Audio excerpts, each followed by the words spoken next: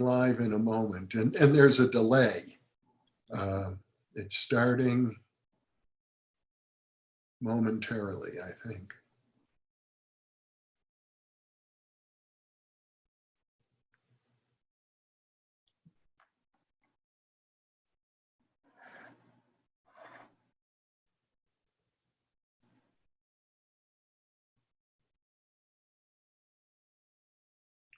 Everything should be working. The only concern that I have is it should have started by now. And there was a time we tried to do this live stream about a month ago, and Zoom and YouTube simply wouldn't connect. Mm-hmm. I'm not You're checking it in YouTube on your end? Well, I'm in the back door portion of. Oh, well, yeah, let me turn my phone back on. We're live. We are live. Okay. And I can see that it is. So actually, I'm going to close that window. I don't want to look at it. We are live, and there are a ton of questions. And I think the point that I should make for the people who are with us right now, and I'm pretty sure we probably have well over 100, is we're still early. It's 11:52 a.m. here in Albuquerque. We're not officially scheduled to start until 12, but this is a chance for Jason and I to settle in and welcome everybody. And I don't think we'll start asking any or answering any of the many questions that are already being posed by our volunteers yet. But we wanted to make sure that we would be able to start on time. And in order to do that, we started a little early. One thing I should mention right now is that Jason has a new book out called Prometheism, but it's not out yet. It'll be out in the next week or 10 days or so. We have 3 interviews that we've already pre-recorded that will be released starting early next month about that book. So basically, for viewers today, I think Jason will be happy to focus on some of the interviews that we previously released, such as the one on time travel, the one on virtual reality, and the one on the breakaway civilization. I think would be of particular interest to many viewers.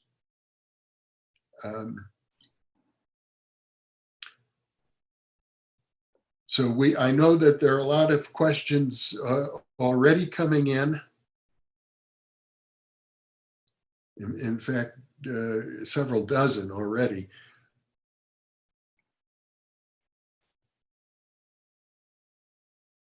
I suppose it wouldn't hurt while you're here, Jason. Do you want to say anything by way of introduction? Well, I mean, this is the first time I'm doing a live stream. Thank you for the opportunity, Jeff. And I think it should prove very interesting. I think so too. And maybe just as a warm-up, how would you compare Russian futurism to Italian futurism, and what is the role of Promethean future?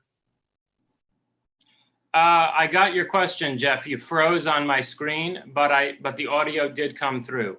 Okay. So yeah, I mean, hopefully there are a good number of people already here, because that's a very substantive question. I would say that Russian cosmism, or the Russian version of futurism, arises from out of a cultural matrix that includes a lot of esoteric thought and various forms of New Age spirituality. You know, Russia in the late 19th century, going into the early 20th century, with people like Blavatsky and Uspensky and Gurdjieff, was the cradle of a lot of New Age occultism and new spiritual movements. So Russian cosmism, although it's a techno-scientific movement, is, I think, more open to scientific study of the paranormal and to the development of technologies or techniques exploring and enhancing these latent human capacities. Whereas Italian futurism is a little bit more materialistic in its bent. I wouldn't exactly say it's reductionist. It's certainly not as reductionist as the transhumanism of say, Ray Kurzweil. But one of the deficits of Italian futurism is, I think, it's latent materialism, whereas Russian futurism is committed to the exploration of the full range of potential human abilities. And so I think its vision of the superhuman condition is actually in some ways closer to my own than that of Italian futurism. That was a good warm-up. Yeah, it's an important question, actually. Yeah. Thank you for that question, Armando. We're scheduled to begin formally in 3 minutes. So I'm just delighted that we got everything up and working on time.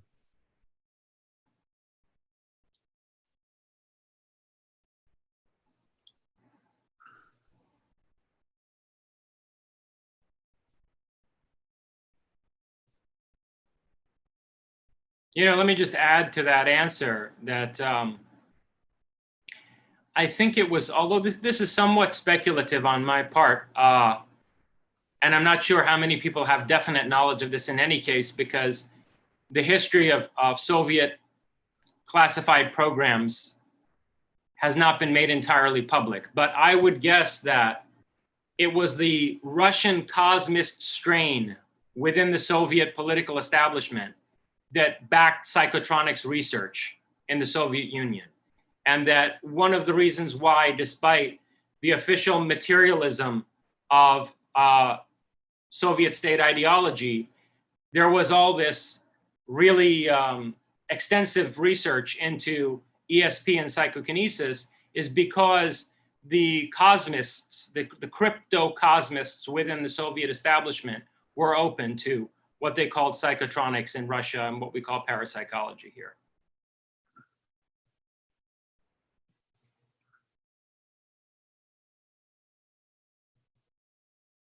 There's so many good questions coming in.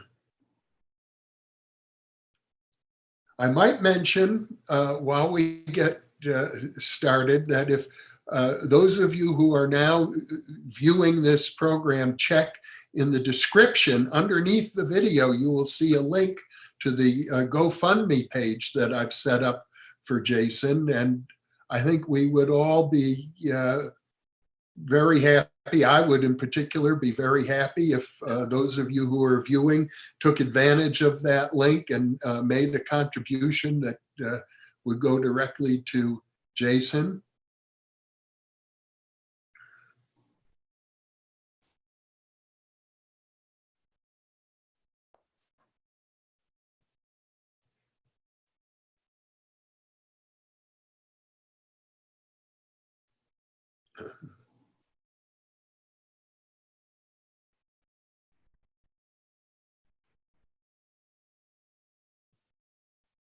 Okay, it's time to begin formally, so I want to welcome everybody to this live stream event with my friend Jason Reza Jorjani. Jason has a new book that will be released within 2 weeks, I think it's fair to say, called Prometheism. And we have 3 interviews that are have been recorded. We used to say in the can, but they're no longer, we don't need cans any longer to store these things. But they'll be released on the New Thinking Aloud channel starting next month. So hopefully we'll have you back for another live stream to talk more about Prometheism. But since practically none of the viewers at this point will have seen your book, I imagine a lot of the questions will be based on the previous videos we've released on subjects such as time travel, the breakaway civilization, virtual reality, and so on. Jason, would you like to say anything formally now that we're starting before we take questions? Well, again, greetings to everyone, and thank you, Jeff, for giving me this opportunity to do the first live stream that I've done. I think it's going to be interesting, and I look forward to doing others with you in the future. Well, here's a really interesting question from Jonathan Townsend. He asks, I would like to know if you see Prometheus as a self-conscious being. I see Prometheus as an archetype in the Jungian sense, which is also specific enough to generate an egregore or a thought form. Egregores are similar to Tibetan tulpas. They're psychokinetic thought forms, apparitions that actually have an effect on the physical world. And not all archetypes are specific enough to be the basis for the generation of an egregore by a collective of people. So, you know, the archetype of the perfect triangle or the archetype of the great mother, I think lacks the specificity to allow an egregore to cohere on the basis of it. But Prometheus is one of those archetypes that has the requisite specificity to generate an egregore. However, I would say that the extent to which that egregore functions self-consciously is up to us. And one of the things that I'm calling for in Prometheism, and in fact that I called for beginning in Prometheus and Atlas, is for us to develop a more self-conscious relationship with the egregore of Prometheus, which is already afoot in the world, particularly in the form of this globe-enframing techno-scientific network. So I think rather than saying Prometheus, the archetype or the egregore, is self-conscious, I would say that Prometheus is a specter that calls us to greater self-consciousness, and that what it means to be a Promethean is to become supremely self-conscious. Of course, not self-conscious in the sense of, suffering from self-consciousness, but in Hegel's sense that, throughout the course of history, humanity evolves through a series of successive epochs, during the course of which we move from relative unconsciousness to a greater self-awareness. And so I think the Promethean archetype is one that calls us to achieve the ultimate self-awareness, so that we don't wind up in a kind of forbidden planet scenario being assailed by monsters from our own id. I'm thinking, as I hear you, Jason, that the short answer to the question would be no. That's right. Here's an interesting question from somebody whose name is listed as Promethean Mindset. Jason, you have spoken previously about how you believe that the world is unfolding before us like a great cosmic story. Can you expand on this idea? Yeah, so in classical Greek, the word that we get logic from, and that we get the word ontology from, or the logic or structure of being, actually means story or account or narrative. Logos is a tapestry or texture of meaning. It's a narrative. And so what philosophy attempts to do, beginning in the epoch of Heraclitus, is to provide a kind of grand narrative.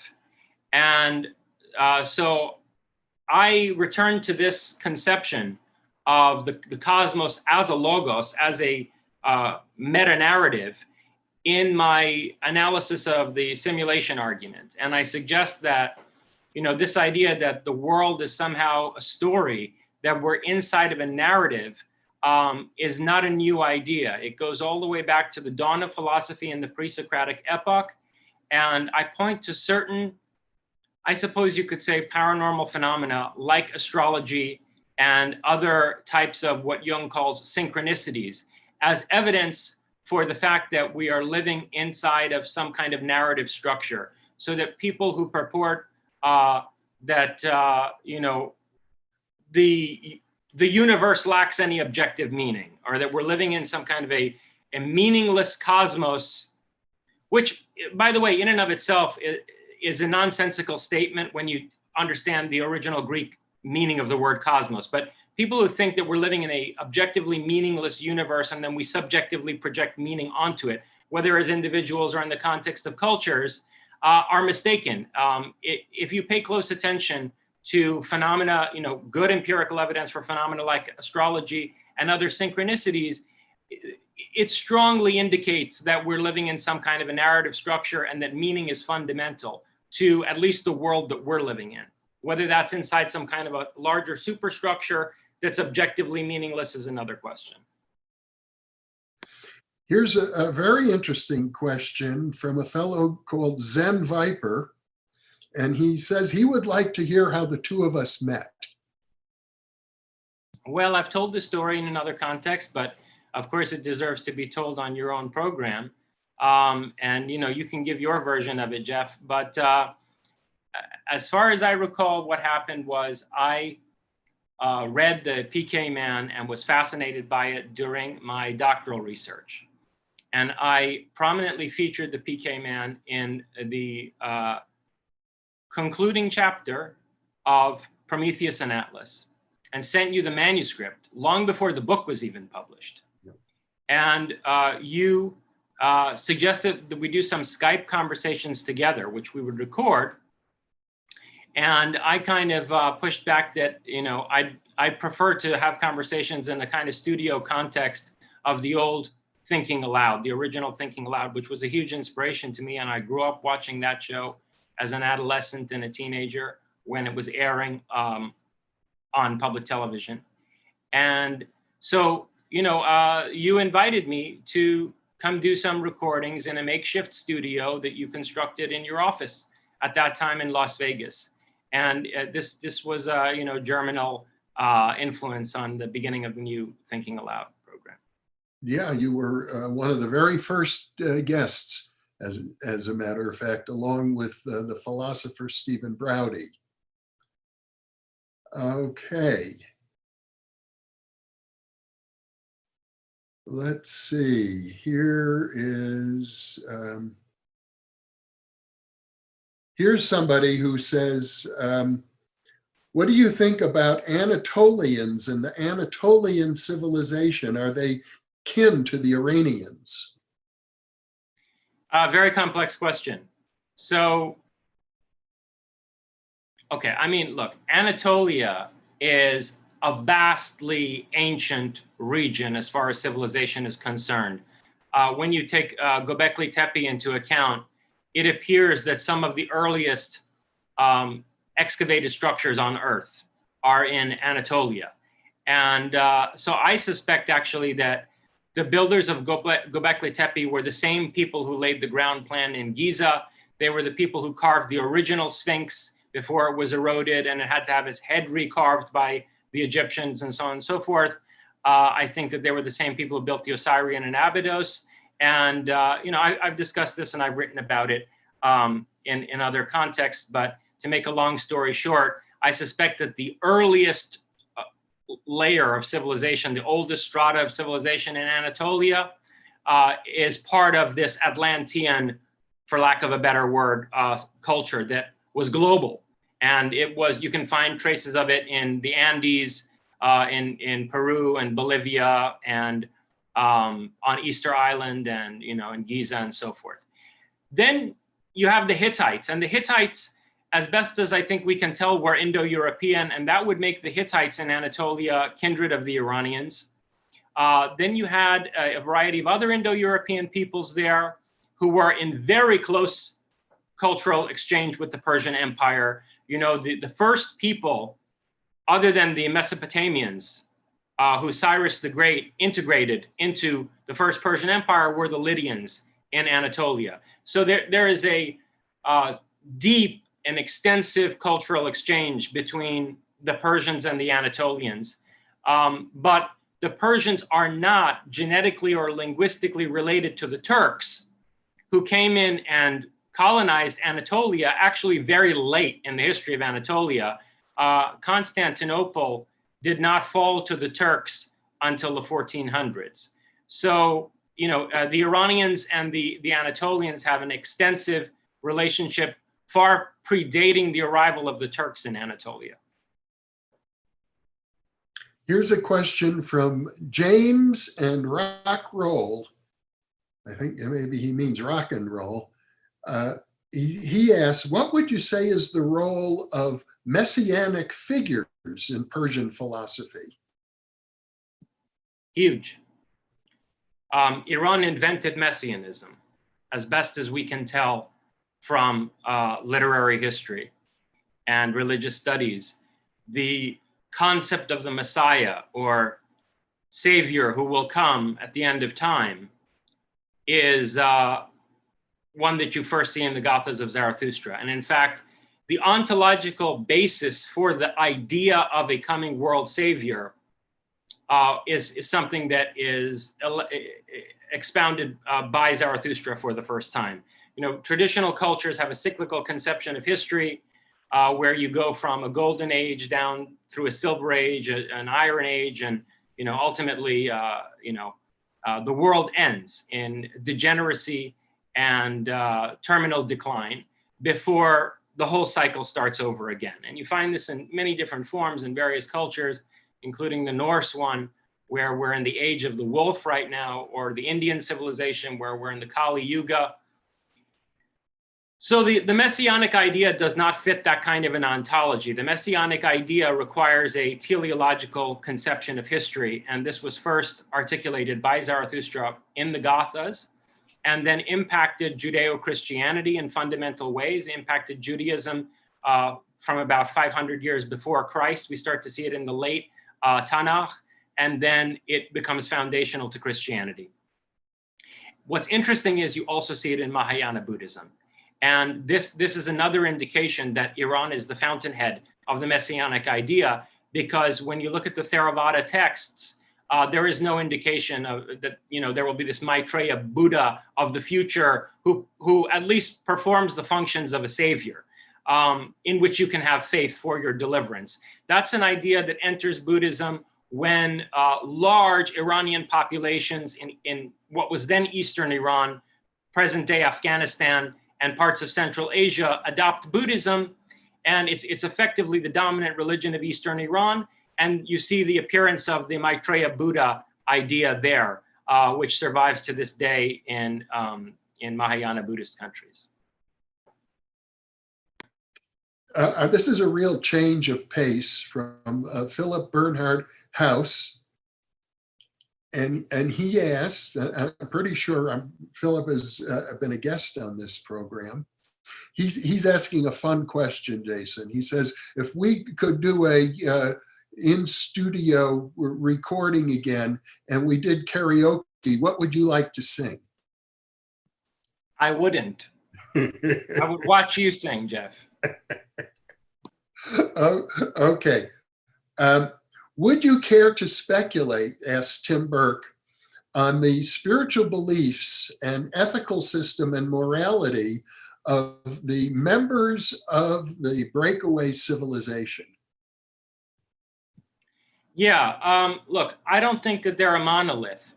One of the big problems with conspiracy theories is that, I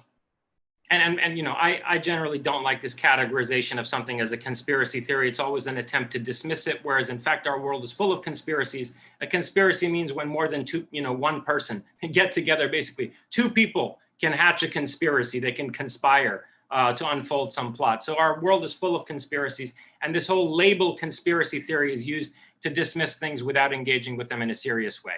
However, that having been said, one of the problems with conspiracy theories is that they tend to view the culprits of whatever conspiracy is in question as a monolithic force. And I don't think that's true of the people in the breakaway civilization. We're talking about people who are industrialists, people who have a background in intelligence, people who are scientists and technological innovators, simply by virtue of the professions, but by virtue of the fields that they work in. These are very different types of people. And then, of course, they're individuals. And, well, I mean, they're predominantly Western, and Western culture is very individualistic. So I think we're dealing with individuals who don't all see things the same way. And I would be hesitant to say that they're all unified on the basis of a single ethos or worldview, or as the questioner put it, morality. But I would say this: they are unified by a deep concern that humanity is not ready to deal with convergent advancements in technology that are leading us toward a singularity. And when we talk about that technological singularity, and I'm sure there are other questions that are going to be pertinent to this, we also have to consider that as we approach strong artificial intelligence, phenomena like ESP and psychokinesis are no longer going to be able to be marginalized at mainstream scientific research institutions. A conscious AI will start to exhibit telepathy and psychokinesis. I will stick my neck out and make that prediction. And they'll have to deal with it in well-funded programs at places like MIT and Stanford and so forth. And so when you talk about a concern that humanity is not ready to navigate the technological singularity, it's also a concern that humanity is not ready to handle what I call the spectral revolution, to handle a society where psi has received mainstream scientific recognition. And so I think the one overarching concern that motivates the people in the breakaway civilization is that, we are going to see a total collapse of social order unless something is done to roll back development and avert this imminent singularity. And of course, I think to some extent they're self-interested, because if we do go through a total socioeconomic collapse, social disintegration and economic collapse on a planetary scale, they're the ones who are going to suffer most because they have the most vested interests. So they want to maintain control. Now, you mentioned conscious AI. That got my attention, Jason. How do you think, well, first of all, I have to assume that you think conscious AI is even a possibility, and how do you expect it will emerge? And what is your view of consciousness then? I've given this a lot of thought recently, and people who read Prometheism will see there's been some development in my thinking in this regard.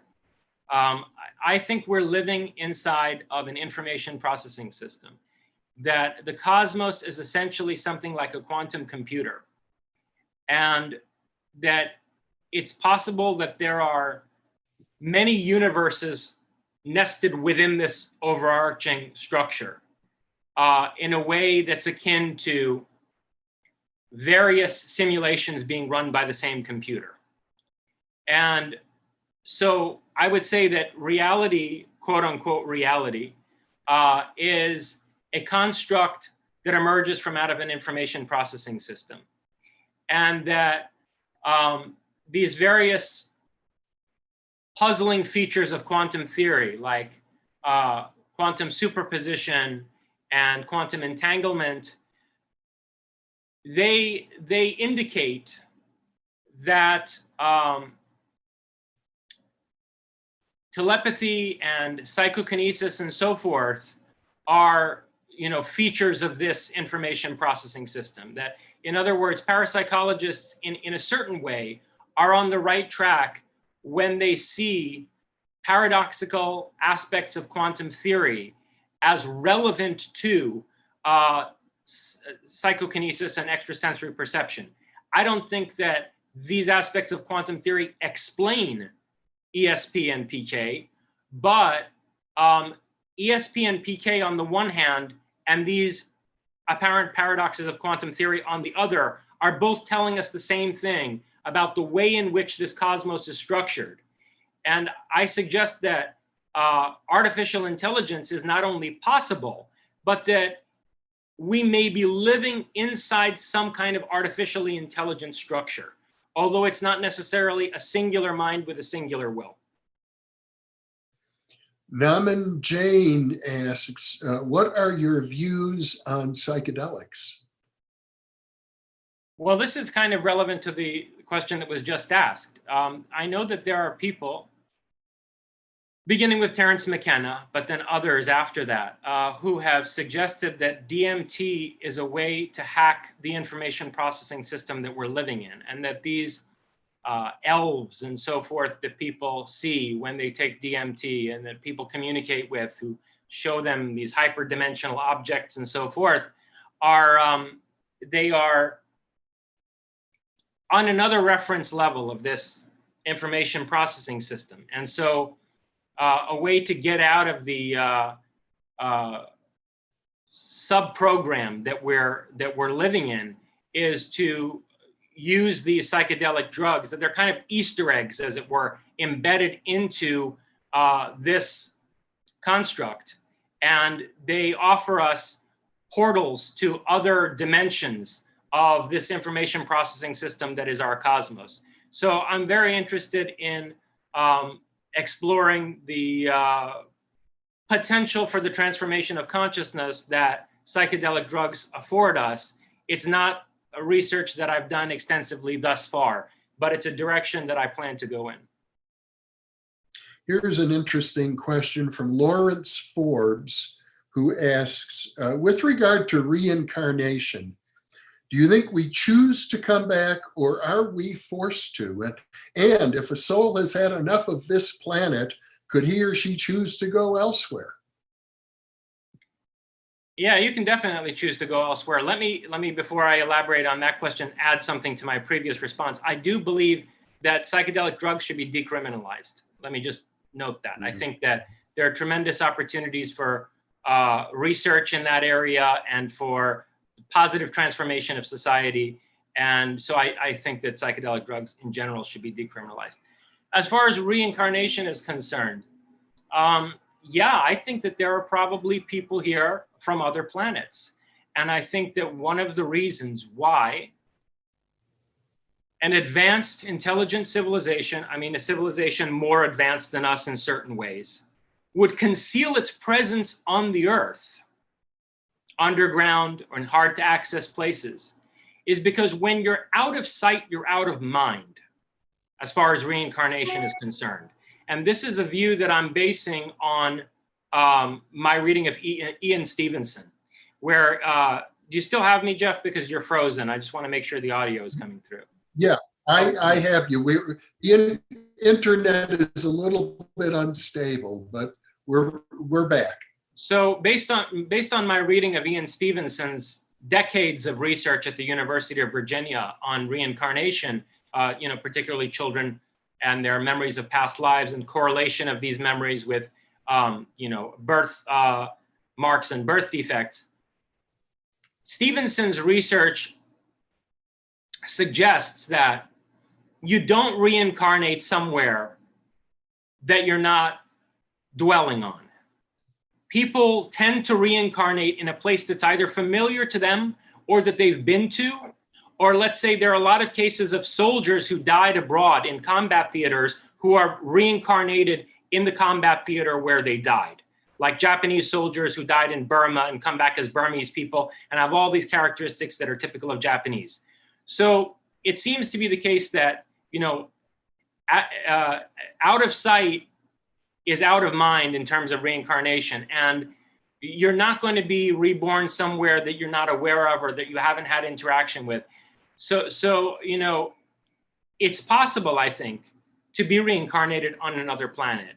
But you would have to be aware of that world in sufficient detail with sufficiently high fidelity.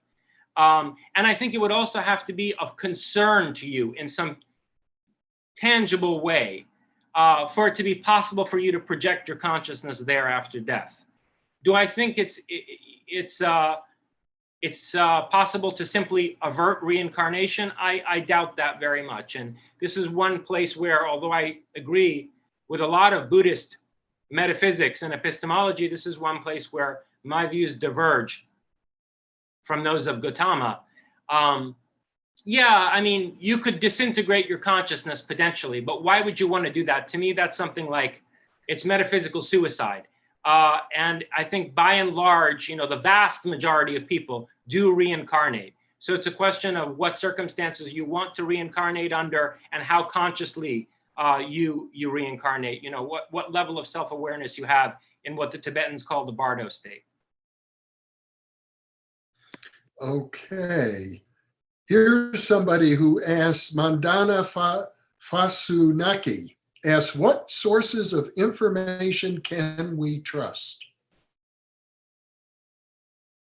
Well, that's a very vague question. It's very broad. what sources of information can we trust? Well, I mean, the more controversial, well, I wouldn't even say this. No, okay, I will say this. The more controversial the field is, whether it's parapsychology and it's scientifically controversial, or whether it's,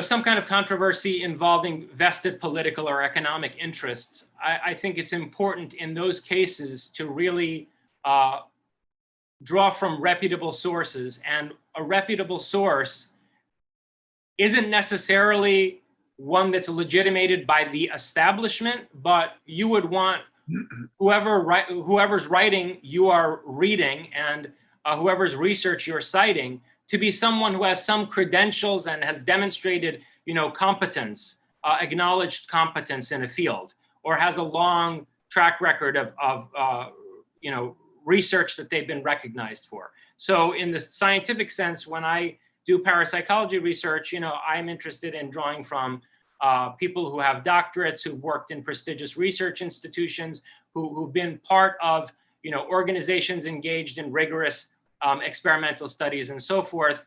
And in the case of controversial political ideas or theories, journalists that have a really proven track record are the ones that should be paid more attention to, rather than crackpot conspiracy theorists, who really have no established credentials.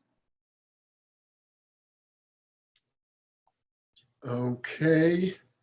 I mean, let me give one example of that.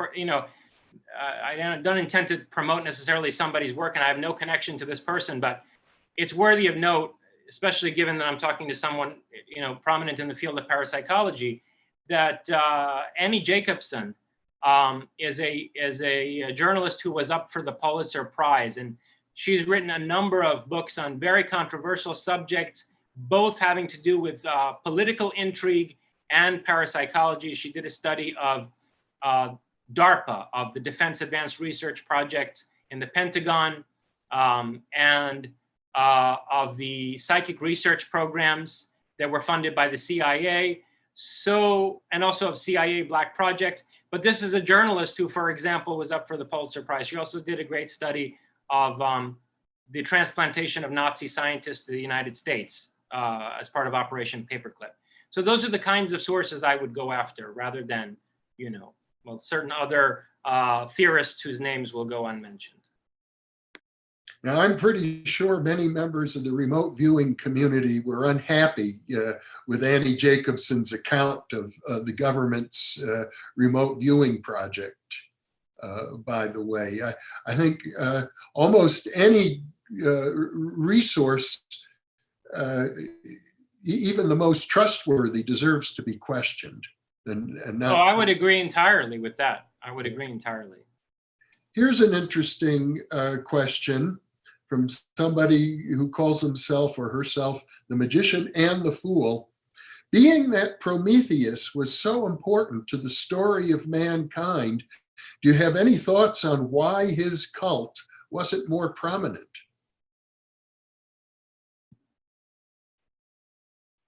Yeah, because it threatens power structures, because the symbolism of the cult of Prometheus is probably the most incendiary call to human liberation. And there are lots of vested interests engaged in one or another type of machination that is bent on oppressively controlling humanity.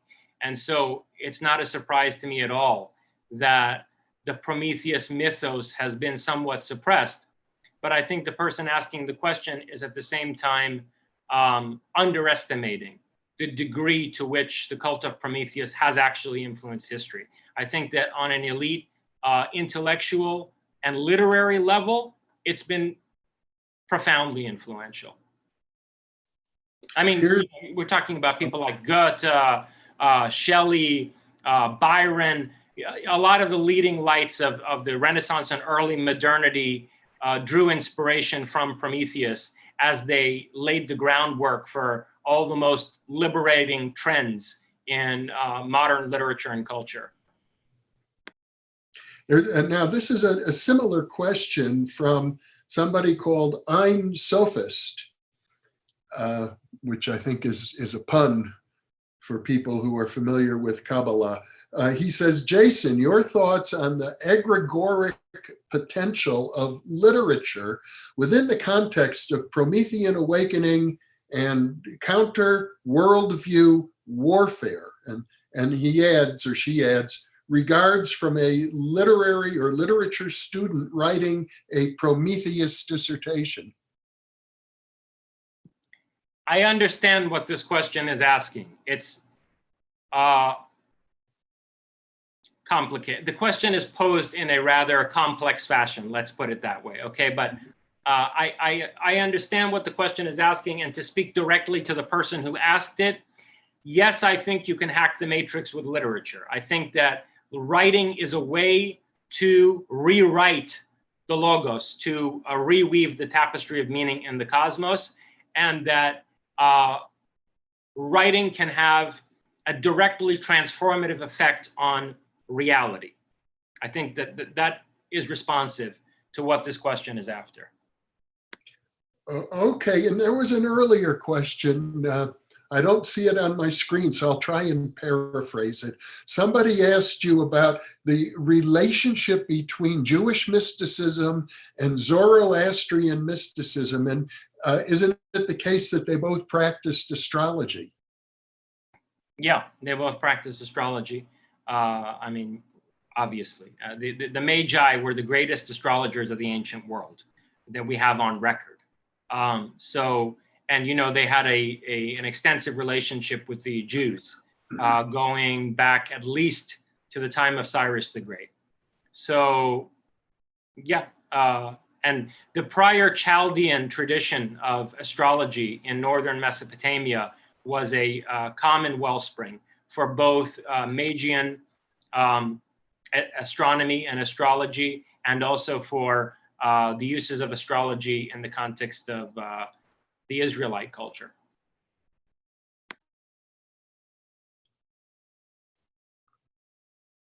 Okay, here's a question from Truth Seeker. Is there a connection between the thoughts of the mystic Suravardi, I think, or also pronounced Surawardi, I believe, to the ancient Mazdakites and the development of Shia Islam thoughts in Iran? Does that make sense to you? Oh, yeah, absolutely. So it's pronounced Sohrevardi. Sohrevardi, sometimes written Surawardi because that's how it's transcribed in Arabic. It has to do with the fact that there's no V in Arabic, and you know, all these poor Persians of the medieval period had their names transcribed in Arabic and had to write in Arabic. They had to pen treatises in Arabic because they were being funded by caliphs and other Arab potentates and sultans and so forth. Shahab al-Din Sohrevardi, who was from the Kurdish region of Iran, was a martyred esoteric philosopher, not just a mystic, but a philosopher in the proper sense of the word, who also had a political theory that played a part in his having been martyred. He was an advocate of the idea of the philosopher kings and of the, you know, ideal state being a government run by philosophers and sages.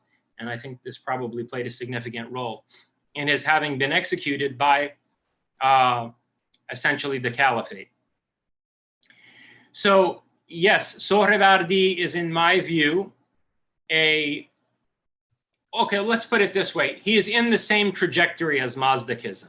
He's not a Mazdakite per se, but he definitely is a link in the chain of gnosis, as they call it, Selseleh Erfan. He's a link in the chain links of the dynasty of gnosis in Iran that leads from Mazdakism to esoteric Shiaism. That's exactly right. The person asking the question, I think, has this exactly right, that as Henri Corbin, you know, very clearly explained, Sohrevardi is foundational to Shiite esotericism. And I would agree with the person who posed the question that Sohrevardi is also an heir to Mazdakism. Well, and since you brought up Henri Corbin, and his work on Sohrawardi, he develops the concept of imaginal from his studies of Sohrawardi, and distinguishes imaginal from imagination. And I'm under the impression, in fact, I not long ago did an in-presence monologue on the idea that Corbin's notion of the imaginal is very similar to your notion of the spectral. Is that correct? Yeah, and in a way, I kind of indirectly draw on it in Prometheus and Atlas, and then I directly discuss it in novel folklore. I mean, there's a long discussion of Sohrawardi, and in the citing Corbin's research on Sohrawardi in novel folklore, where I explicitly engage with Sohrawardi's idea of the imaginal. It's not. I mean, Corbin didn't make anything up. Corbin. Right. The term is misal in the Persian. So alam misal, the imaginal world, and jesm misal, the spectral body. These are terms from the writings of Sohrawardi, and I appropriate them to discuss parapsychological subjects explicitly in novel folklore and implicitly already in Prometheus and Atlas, where I'm discussing Frederick Myers, because Frederick Myers' idea of the imaginal is also related very much to what Sohrawardi meant by imaginal. And these are two ideas of the imaginal that I put next to each other in novel folklore in my interpretation of Sadegh Hedayat's The Blind Owl.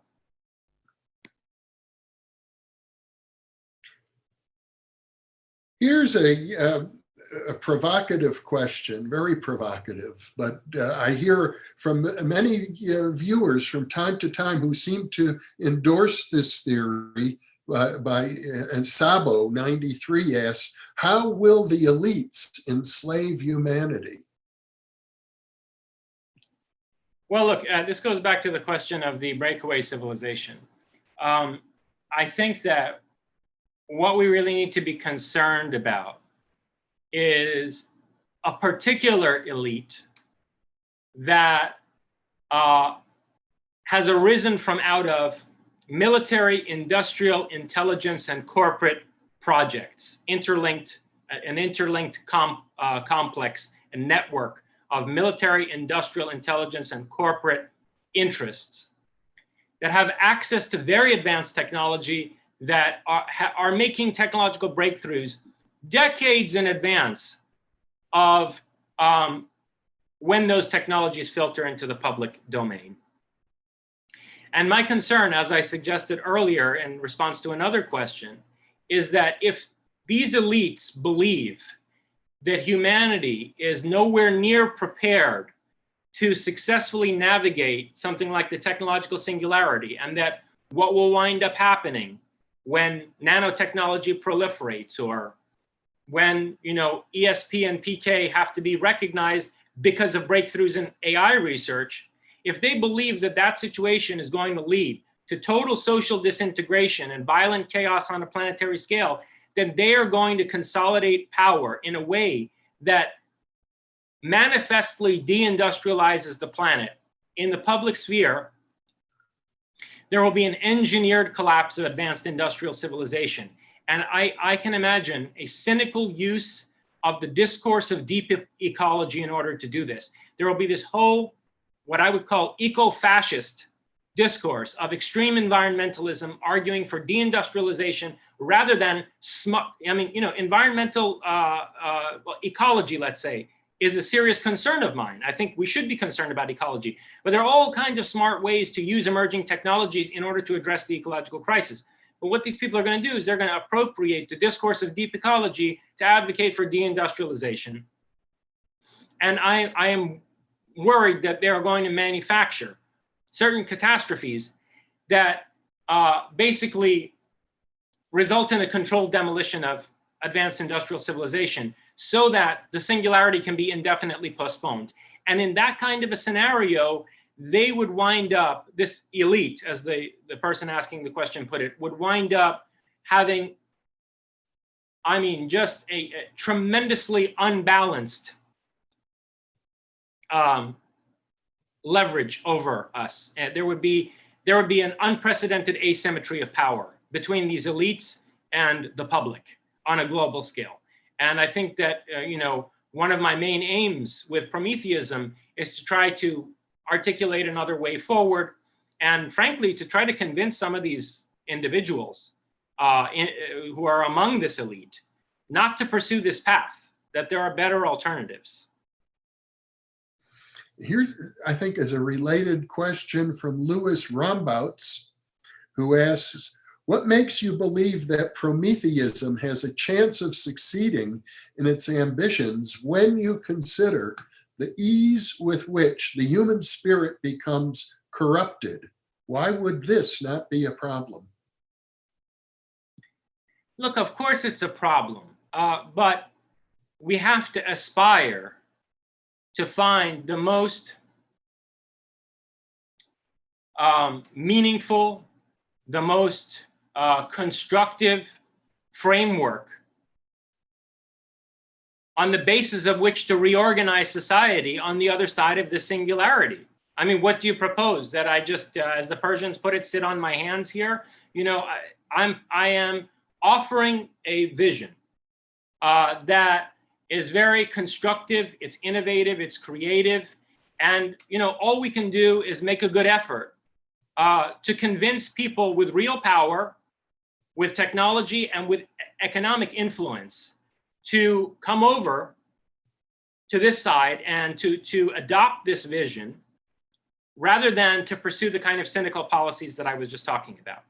And I think that if we can convince enough of those people to turn, then, something like what I'm envisaging could be practicable. But, what's the alternative? Doing nothing?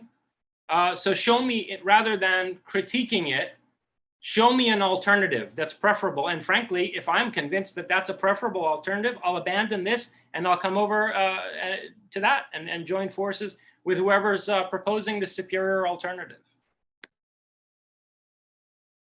Andrew Train asks, Jason, do you have any personal spiritual practices or meditation? Not in the sense in which the questioner is after, in the way that question's been formulated. I would consider myself a profoundly spiritual and deeply meditative person. But there have been many people like that who had no specific spiritual practice. Like, for example, if you read the biography of Nikola Tesla, you will see this in somebody like Tesla.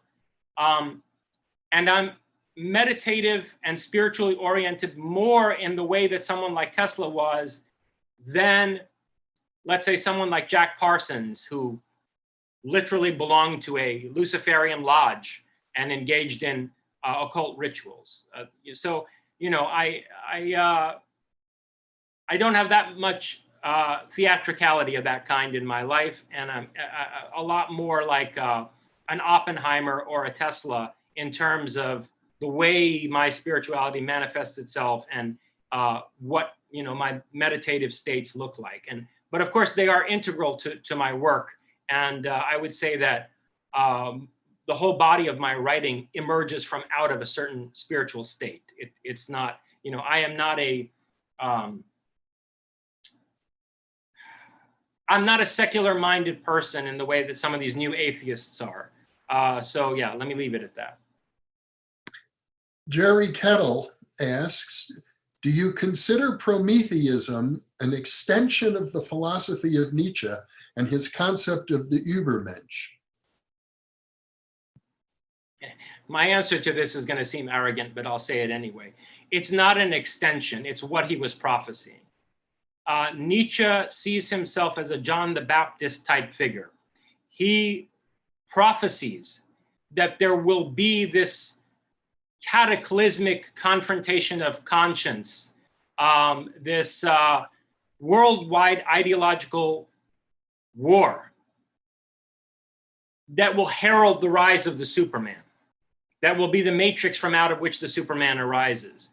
And his returned Zarathustra, Nietzsche's returned Zarathustra, is a figure who in Nietzsche's time has come too early This is what the parable of the madman walking around with the lamp is about. It's that the Zarathustra figure in Nietzsche's time, the late 19th century, has come too early. Zarathustra's proper return is in the future, and Nietzsche knows this, and he says it in many other passages. And so I would say that Nietzsche's thought heralds what I am trying to unfold with Prometheism. The time for it has finally come, and Nietzsche was way ahead of his time. Here's a question from Nicholas Lozenski, who asks, can you speak of the similarities and differences between the ontology of Prometheism and Neoplatonism? Okay, so, I mean, that's a very complicated question. I'll try to simplify this as much as possible. Neoplatonism conceives of a chain of being that descends. It's not right to say ascends. In Neoplatonist thinking, there's a chain of being that descends from the ideas, from the archetypes. And so unlike in Gnosticism, for example, where there's this, most forms of Gnosticism, leaving aside the Valentinians and Basilides, unlike in Gnosticism, where there's this categorical distinction between the spiritual and the material, in Neoplatonism, it's a kind of degradation of being from the purely ideal into the material. It's a spectrum. And, but there are these perfect archetypes, right? And these perfect archetypes are eternal. They're unchanging. And so this kind of Neoplatonic worldview, to put it in a nutshell, doesn't allow for evolution because it's always the same unchanging archetypes that are structuring life forms in the material world. And the species that are sustained by the formative causation, by the morphic resonance, as Sheldrake would call it, of these archetypes are always going to have the same structure. You're always going to have the same species in the world. So Neoplatonism is a worldview that does not allow for evolution. Whereas the ontology of Prometheism, and in this respect, it shares a lot in common with Nietzsche, with Bergson, is an ontology of radical evolution, where, there is nothing that's permanently unchangeable, really. And even these information structures that Sheldrake has resuscitated as a kind of formal cause at work on a biological level, even these information structures can be recoded. So like, for example, if you mess with, it turns out if you mess with fruit fly eggs using certain stimuli like radiation and so forth, you can actually change the information structure that is influencing the morphological development of that type of fruit fly. So in the ontology of Prometheism, there is an emphasis on becoming and transformation, and the type of spectrality that is integral to a Prometheist ontology does not degrade the material and value the ideal above the material. I mean, Neoplatonism has to be commended for not falling into Gnostic dualism, but it still draws a significant distinction between the spiritual and the material, whereas the kind of spectrality that is essential to the Prometheist ontology really totally deconstructs the binary between the spiritual and the material, or the ideal and the physical. Somebody named Ampule of Lorenzini asks you, what is the future of Islam in this world, especially in Iran? The future of Islam in this world is not good. And Iran has a lot to do with making it better than it could otherwise be. Look, this is something I've discussed at length in various contexts. Let me keep my response to it here short. I think that there's a very real danger of a global Islamic caliphate, partly because of demographics. We have we have a situation where Muslims are reproducing at a rate such that by 2075, projections show a Muslim demographic majority on this planet. If you were to keep the United Nations as a political structure and democratize it the way that a lot of people have proposed, taking the General Assembly and turning it into something like a world parliament and taking power away from the Security Council and giving it to this transformed General Assembly, that would mean that by 2075, the United Nations would become the parliamentary body of an Islamic democracy. And we've seen what happened in Islamic democracies when the United States went and overthrew various secular dictators in the Middle East, overthrew various authoritarian strongmen like Saddam Hussein, like Muammar Gaddafi. We saw that the democracies that replaced these secular states were much worse in terms of the protection of individual rights and civil liberties and so forth. They were horrendous for women, horrendous for ethnic minorities, and so forth, and for dissidents and so forth. And so, to me, the idea of even if not a global Islamic caliphate, of a world superpower based on Sunni Islam is a nightmare. And I think the answer to it is Iranian hegemony at the heart of the Islamic world. So one of the reasons that Iran has been so important to me, I'm not such a sentimental person that simply because I'm from a Persian background, I pay all this attention to Iran and have invested all this energy in Iran. No, Iran is important to me because I see the esotericism and the transcendental spirituality and the creative spirit of Iranian civilization as the key to transforming the core of the Islamic world, so that the more power Iran can project, both soft power and hard power, in the Middle East and Central Asia, the better it will be for humanity to consolidate the Islamic world under, let's say, to bring the Islamic world under greater influence of Persian culture and other Iranian cultures like that of the Kurds. We will wind up with a solution to the danger of a global Sunni caliphate. I think that, and the people who often object to this, that, well, the Sunnis will never accept Iran because Iran is Shiite. Well, actually, no, about a third of the Iranian world is Sunni.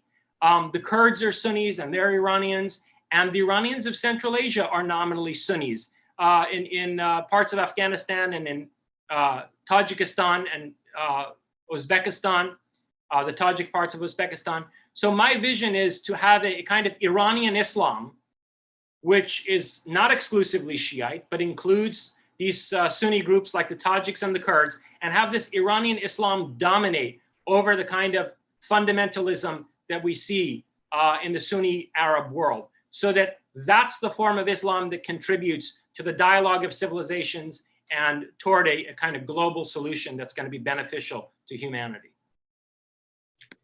Don't you think that Shia Islam has a strong fundamentalist strain as well? Not compared to Sunniism. I see Shiaism as being very similar to the Catholic Church, in that the degree of interpretive latitude that the figures in the hierarchy have allows for various, from a Sunni perspective, heterodox, liberal interpretations of scripture, and for a progressive reform of religion that's impossible in a Sunni context. Okay, I'm going to jump around a bit. Somebody named Mundayon asks, do you have an opinion on the phenomenon of trance channeling? Well, there are, look, it's part of mediumship, and mediums often enter into trances. Not all mediums enter into a full trance state when they channel information, but some do. And do I think that there are legitimate, if the question is, do I think there are legitimate mediums? Of course there are. William James studied these in his own time, and there have been many studies of mediums since then by reputable parapsychologists that are at least convincing to me. So, but of course, the great danger with mediumship is that you don't know where the information is coming from. And I would caution people from putting any, from giving any moral authority to the voices that come through transmediumship, okay? I wouldn't trust transmediumship as a source of scientific information. Like, for example, I mean, you would know this better than I would, Jeff, but, you know, Andrea Puharich and his work with Uri Geller, there were a lot of scientific equations that came through that. And so mediumship can be a source for scientific information and not just for religious ideas. And I wouldn't trust either of those things coming from out of transmediumship. I mean, if it turns out to be corroborated in the case of scientific equations, great. But I wouldn't build a system out of it. And I certainly wouldn't attribute any moral authority to voices that come through transmediumship. And I would be very careful about trusting the claims of the various voices that are channeled, whether they're voices emerging from the subconscious of the medium, him or herself, or from a group participating in a seance, or whether they're actual, you know, discarnate entities. They tend to be tricksters, and their messages tend to be duplicitous. So I would be very cautious in putting much stock in them. But is it a legitimate phenomenon? Yes. Yes, it is. Although there are also plenty of charlatans, but you find that everywhere. Here, Pavel Yakubchik, I'm probably mispronouncing that name, asks, so how did we get stuck in this continuity? I don't think we're stuck. I think we can change the continuity that we're in. And I think it's been changed a number of times. So we have to, and the key to changing it in a constructive way is to imagine the future that we want to live in. Mm-hmm.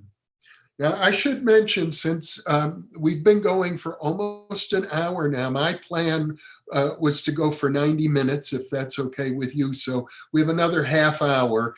But maybe this is a time to reflect a little bit.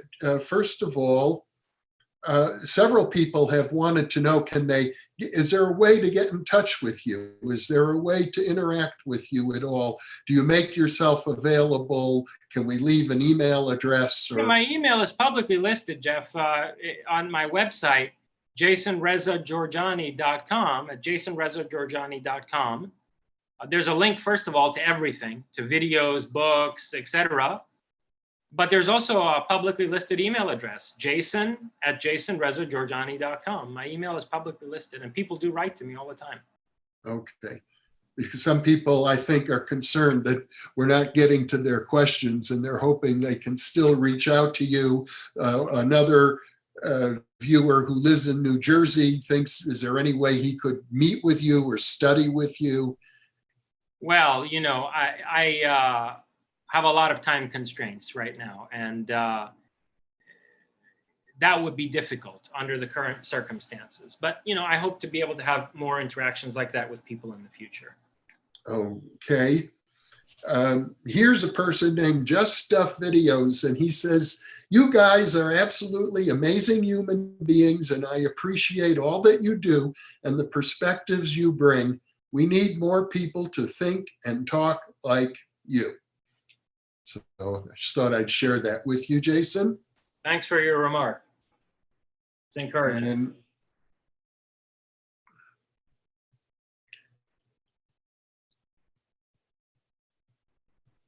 let's see here. Here's somebody who's asking, it's games and rock and roll again. Do you have an opinion about Frank Herbert's Dune saga? Do you believe that his use of messianic figures to destroy the need for messiahs is similar to Mazdak and the Persian Sufi philosophies? There's a lot of cultism in Sufism. By that, I mean guru worship. You know, I think that there are brilliant Sufi thinkers and particularly poets like Maulana Jalaluddin Rumi. But even in the life of Rumi, you see a lot of cultism. And there, as a matter of fact, Rumi was very frustrated with the degree to which he was venerated as a guru by the people around him in his own time. I mean, it made him miserable. There's some suspicion that Shams, Rumi's mentor, was actually killed by a jealous follower. And so you do see, even in the best cases, like the case of Shams and Rumi, you see a lot of cultish behavior in Sufism. So I'm not sure that the messianic expresses itself in a self-deconstructing and liberating way in the context of Sufism. Mazdakism is a different story. I do think that the Mazdakites were aiming for that. Although it's, if we're to rely solely on historical sources, it's very speculative to suggest this, but I do agree with the implicit claim in the question that the Mazdakites were advocating a kind of messianism that was meant to be self-deconstructive and that would liberate society ultimately from the need for any messiah, and frankly, from the need for any positive religion. The Mazdakites were antinomian Gnostics, like the Carpocratians of Alexandria.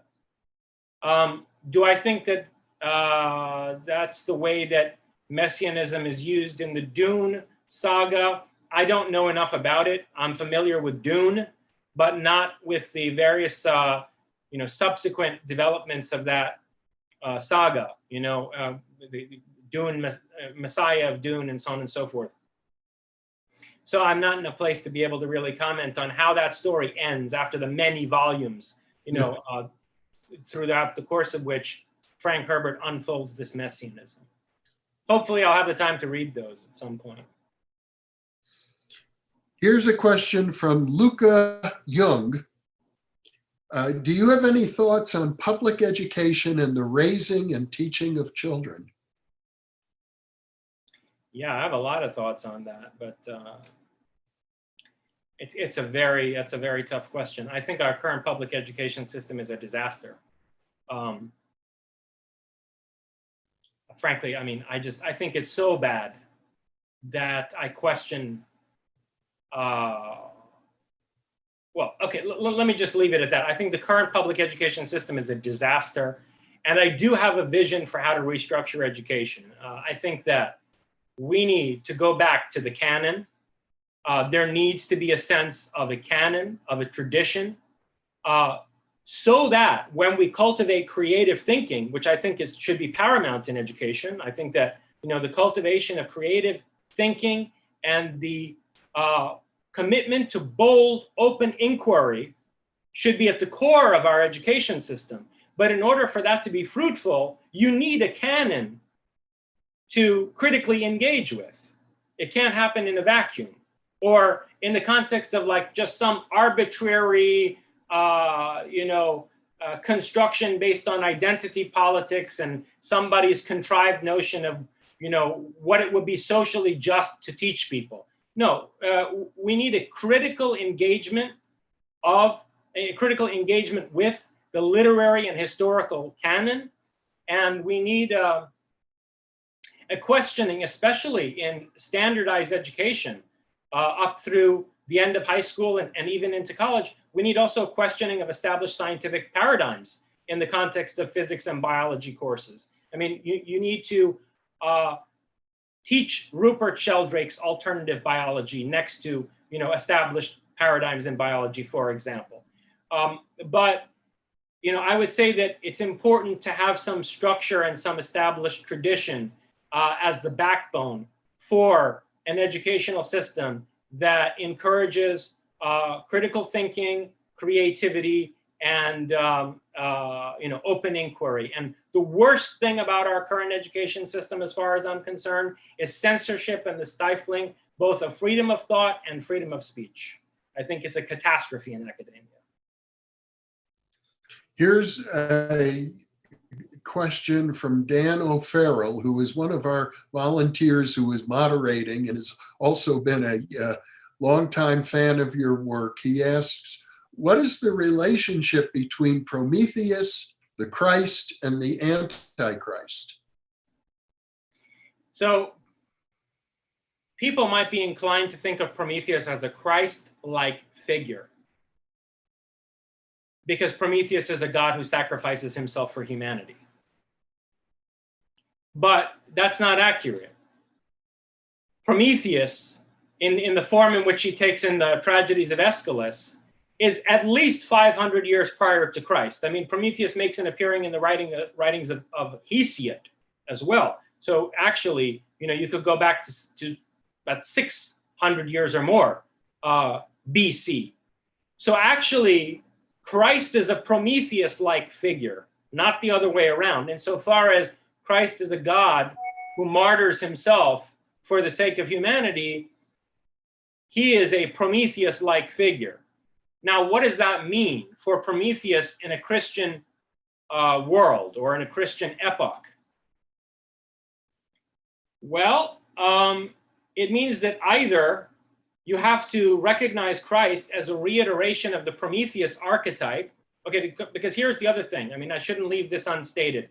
There's an unstated premise to what I'm laying out here that needs to be made explicit. And that's that Prometheus and Christ both fulfill the same psychological and social function. They are both the central figures of a theology. They are both the champion of humanity. They're not just one god among many gods. Prometheus is like an anti-god who's an antithesis to the entire Olympian pantheon. And in fact, let's not forget that Prometheus revolted against the Titanic pantheon before he revolted against the Olympian pantheon. So Prometheus is a kind of singular figure. You can't just, believe in Prometheus and a bunch of other gods sort of on an equal level, okay? Belief in Zeus and belief in Prometheus are mutually exclusive. Belief in Saturn or Uranus and belief in Prometheus are mutually exclusive. So now that isn't the case necessarily with all archetypes. Like I can easily imagine that, I don't know, an appreciation for the archetype of Kali is in some ways compatible with faith in Prometheus, right? But Prometheus it lays claim on one's faith in a rather exclusionary fashion that's comparable to the kind of claim that Christ lays on Christian believers. And so the question is Christ simply a reiteration of the Prometheus archetype? And can you believe in both in the sense that Christ is like Prometheus reemerged in a new form in another age? No, I don't think so. I don't think so. There may be a few Promethean elements to the Christ archetype, especially in the Gnostic Gospels, which of course were rejected by the Christian tradition, both by the Catholic Church and by mainline Protestants. But by and large, the Christ of the Gospels is not Prometheus.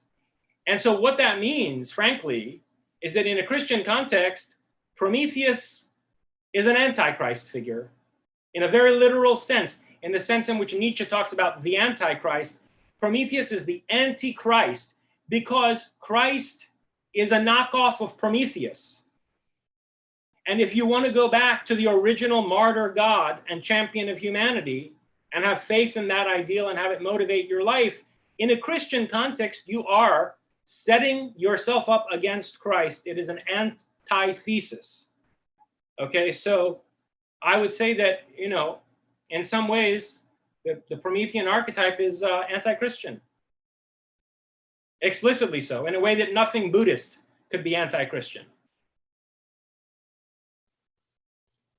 In a way that nothing Buddhist could be anti-Christian. Yeah, because Buddhism is coming from out of a whole other context.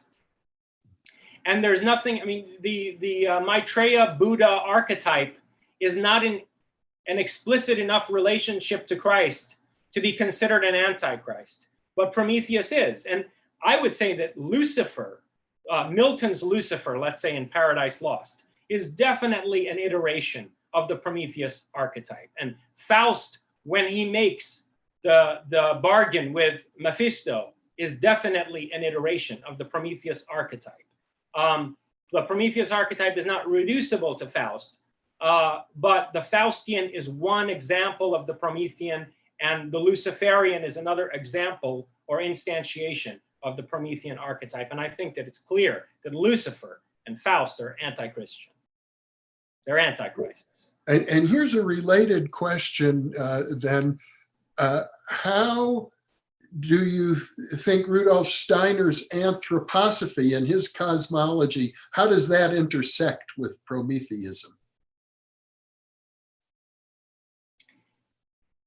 Oh man, that's a complicated question. Look, let me leave it at this. I think that there were definitely Promethean streaks in Steiner's character, and that there are Promethean elements in anthroposophy. But I would say that, and particularly it's the idea of Lucifer in Steiner's theology that's closest to Prometheus, because Steiner differentiates Lucifer from the negative aspects of what Christians call Satan, which he identifies with Ahriman, you know, the ancient Iranian demonic figure, and so forth. And then he's got Christ as the purely positive pole of that trinity. So, you know, there is a kind of Promethean figure in what Steiner calls Lucifer in the context of his theology. But I would say that Steiner is a little bit too Christian in his orientation. He makes too much of an accommodation with Christianity when he develops anthroposophy as a reaction to theosophy.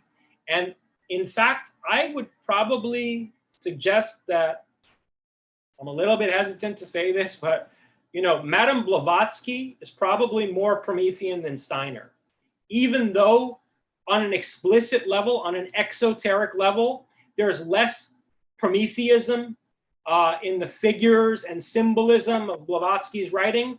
On an esoteric level, and in terms of the ethos that motivated theosophy, Blavatsky is probably more Promethean than Steiner.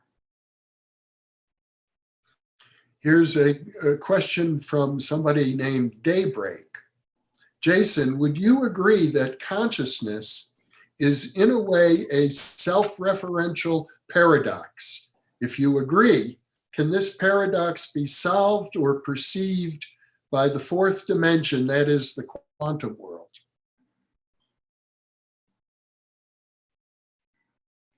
I honestly, I'm sorry to say this, I don't think that the question is formulated in a way that's coherent enough for me to give an answer. I don't see how the quantum world is a fourth dimension. And the fourth dimension is time. What various paradoxes in quantum theory suggest is that there may be a fifth dimension, a kind of hyperdimensional domain beyond 4D space-time.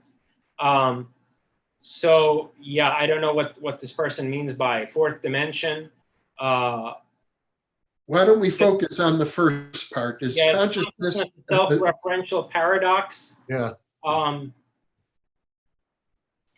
mean, are they getting it like incompleteness and the way that Gödel thinks of incompleteness, that there's a kind of self-reference involved in consciousness which opens onto the infinite and is incomprehensible? I would agree with that. I mean, consciousness involves an infinite feedback loop. Not just our consciousness and the cosmos at large. And I think that this is what's responsible for creativity. And this is what is behind the new understanding of the unpredictable in chaos theory. The idea that there are systems describable by equations that show us a sensitivity to initial conditions that's so fine-tuned, that's so subtle, that you can never fully predict the behavior of these systems. It's not a question of a lack of information. They're just inherently unpredictable. And what that allows for is for creativity. And there's a kind of, you know, fractal geometry generating feedback loop involved in chaotic systems in nature. And I think something similar to that is you know, what generates consciousness and is involved in the deep structure of consciousness. So that, you know, various forms of consciousness can encompass others. And William James talked about this in his pluralistic account of the universe, in his vision of a pluralistic universe, that there's kind of nested hierarchy of different forms of consciousness, kind of like there's bacteria that lives in our guts. There are conscious beings that encompass other conscious beings, and and conscious beings that have a parasitic relationship with higher forms of consciousness. But ultimately, the feedback loops involved in this nested hierarchy of consciousnesses has no end. It's infinite. It has a kind of incompleteness. And this incompleteness may be what allows for creativity in the first place and for intentionality, without which I don't think we could have consciousness. So if that's what the person asking the question means, then I would say yes. That was a very interesting answer. And do you think there's any way to resolve the self-referential paradoxes implicit in this? Why would you want to? I mean, the whole point is that, it's the paradox of creativity. The idea of infinite creativity is mind-boggling. I mean, if there's one paradox in the whole cosmos that will prove intractable for science, it's the paradox of creativity, of how there can, because here's the thing, is that most people who talk about creativity don't take seriously that established scientific paradigms suggest that there's no genuine creativity.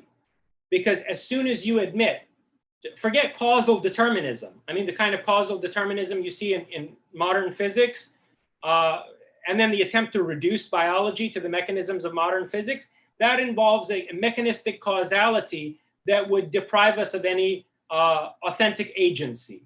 Okay, and without that, obviously, you're not responsible for what you do, and that makes nonsense out of creativity, right? I mean, every painting ever made, every great work of literature ever penned would have been something either predetermined or random, or some combination of the two. And some combination of the two, some hodgepodge of determinism and randomness, is not going to give you free will. Okay, so according to the current paradigms in physics and biology and so on and so forth, there's a causal determinism that's a problem for creativity. But leave that aside. There's an even deeper problem for creativity that has to do with logical determinism. Any logically closed structure is not going to allow for creativity. So if the universe has a structure, forget the universe, the cosmos, which includes many universes. If the cosmos, the ordered whole, has a logical structure that is complete, so that hypothetically speaking, that structure could be surveyed by an all-knowing God, by an all-seeing eye, right? Then we have no creativity. Because anything that we're going to do or to create is predetermined and is surveyable from the perspective of this all-seeing eye.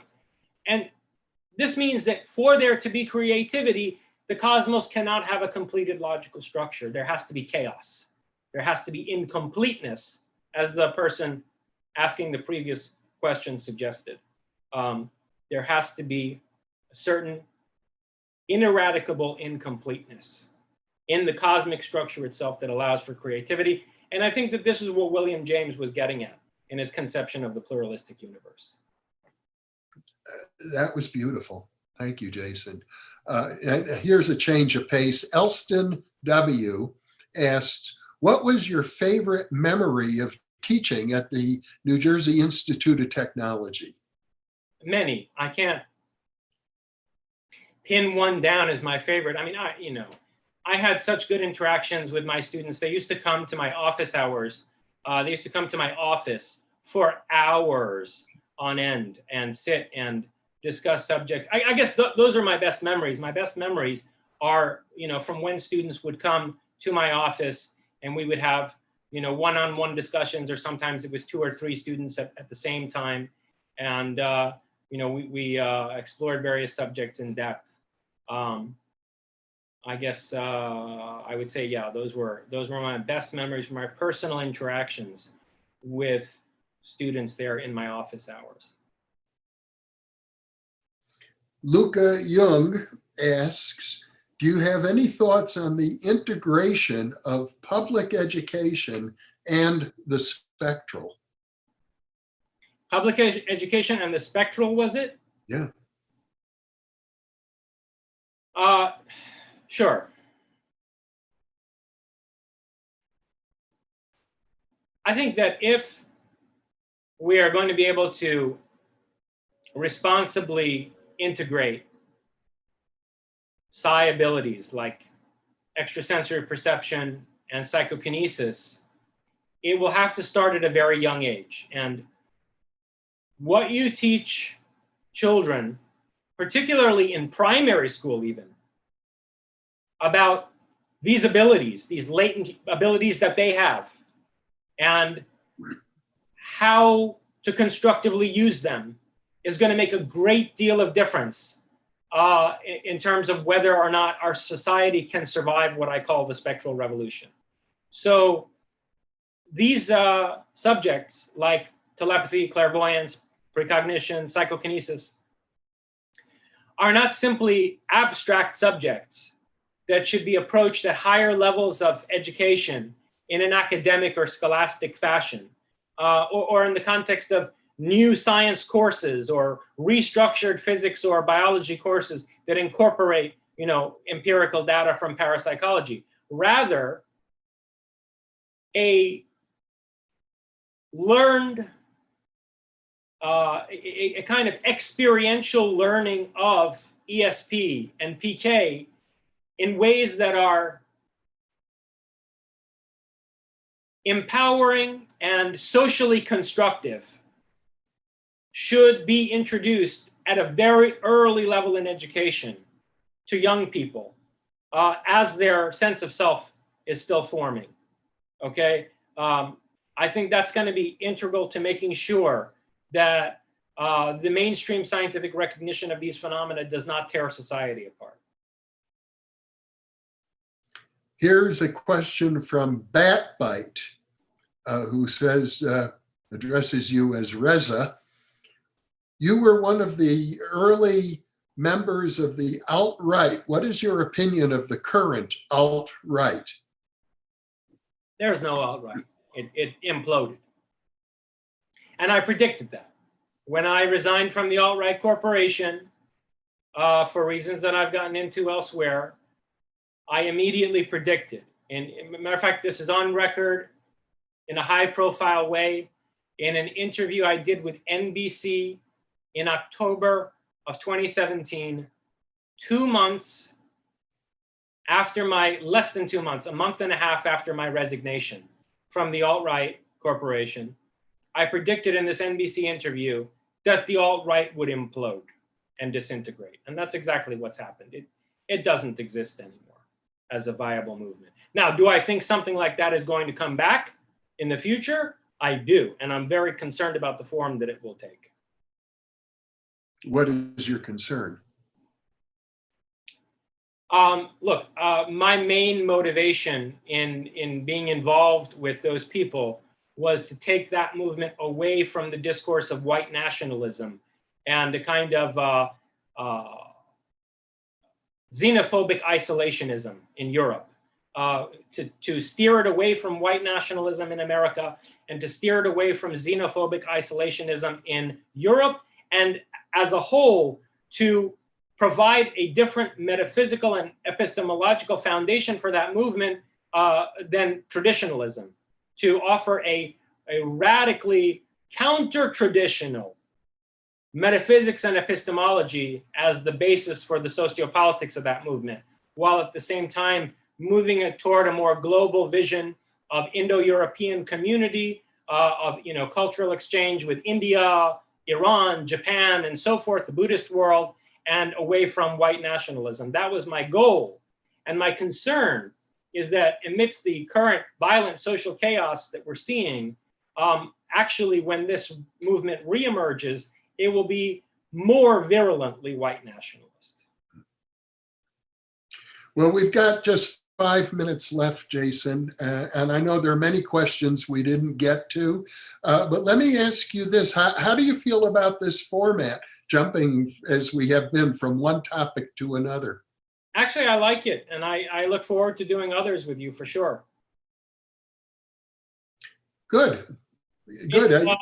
It's kind of, it's more energetic and dynamic in a way, actually, to shift subjects. I think and also perhaps for the viewers, it's more stimulating. We'll have to see. Well, I think it gives people an opportunity to experience the range of your thought and how these different facets of your thinking are interconnected with each other. Indeed. So, okay, here's a question. Somebody's asking you,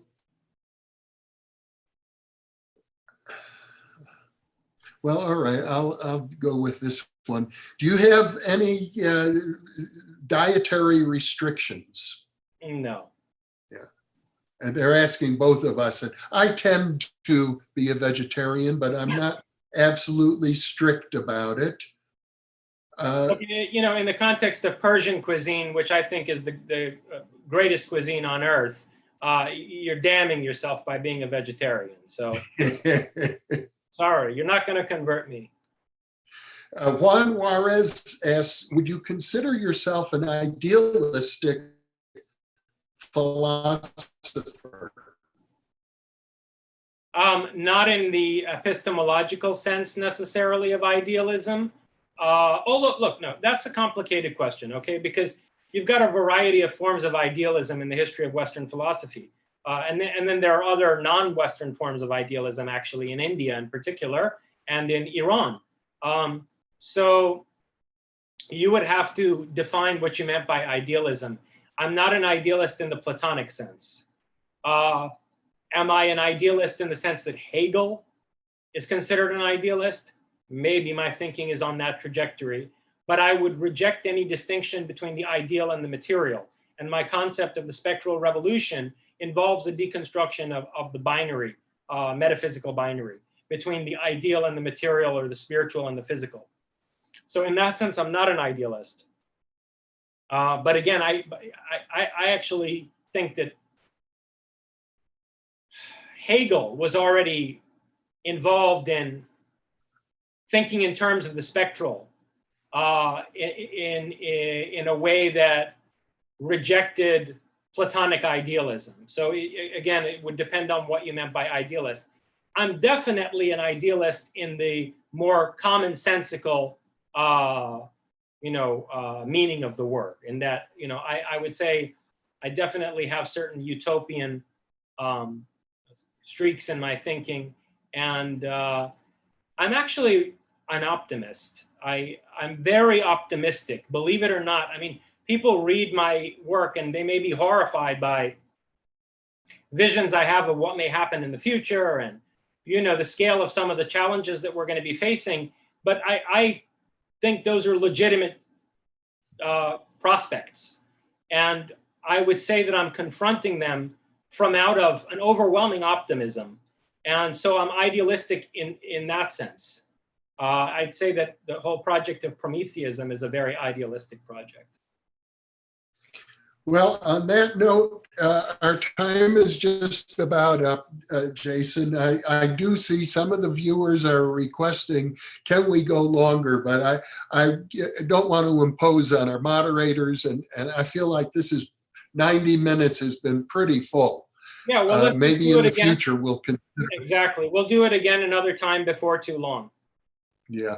So for those of you who may have tuned in late, my understanding is that the video will be available. It'll be permanently available on YouTube. So you'll be able to see any portions of it that you missed. Jason, thank you so much for being with me. And for those of you viewing, thank you for being with us.